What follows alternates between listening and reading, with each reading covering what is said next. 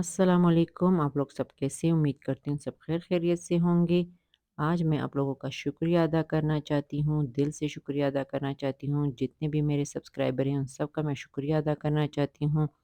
आप इसी तरह मेरी वीडियो को लाइक करते जाएँ, सब्सक्राइब करते जाएँ और शेयर करते जाएँ।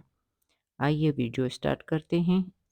आज मैं आपके लिए लाई हूँ लांदी को दूसरे तरीके से किस तरह बनाया जाता है। वैसे तो लांदी की बहुत सारी रेसिपियाँ हैं।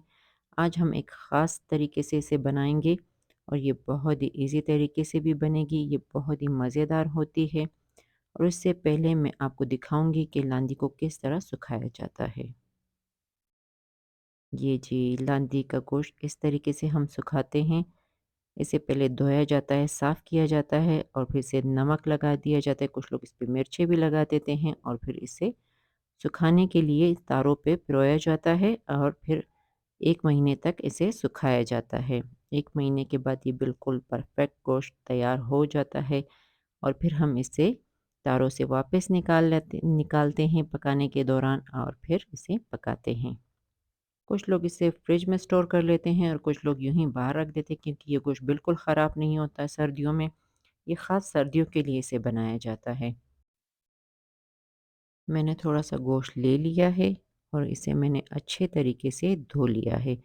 कुछ लोग इस पे मसाला लगाकर सुखाते हैं और हमने इस दफ़ा ये वाला गोश्त जो लिया है ये बिल्कुल नमक के साथ हमने लिया है। उस पे मसाला वग़ैरह कुछ भी नहीं है। इसे मैंने अच्छे तरीके से धो लिया है और अभी मैंने प्रेशर कुकर में पानी गर्म करने के लिए रख दिया है। ये हमारा पानी है। जैसे ये पानी हमारा अच्छी तरीके से गर्म हो जाता है हम इसमें गोश्त शामिल कर देते हैं।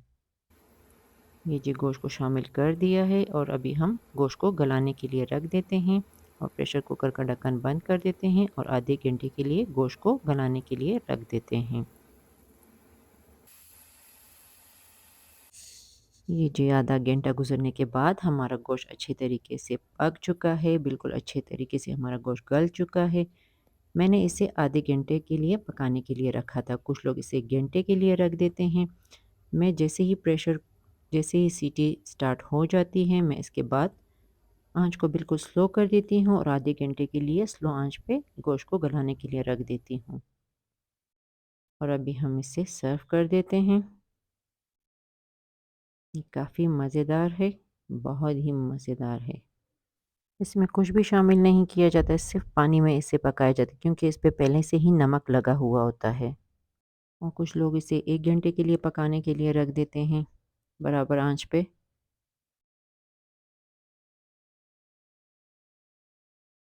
ये जी देखें, हमारी गोश्त कितनी अच्छे तरीके से गल चुकी है, ये देखें। और अभी हम इसका एक नवाला लेंगे।